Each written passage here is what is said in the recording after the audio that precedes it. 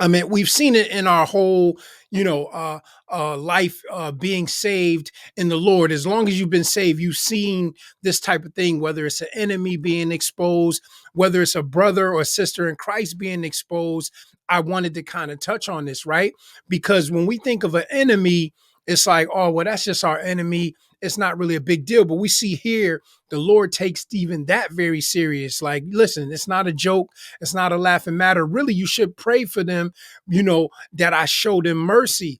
But here's the thing. We don't only have it happening on this end when it's an enemy, but we have people do this when it's a brother or sister in Christ. And that's what I really wanted to touch on today is that, listen, we've seen a lot of exposing happening, right? In our whole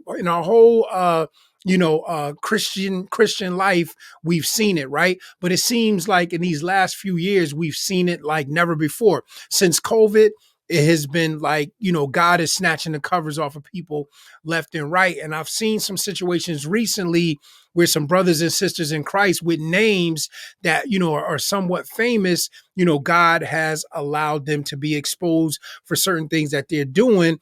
And unfortunately, what you find is people take joy in that, right?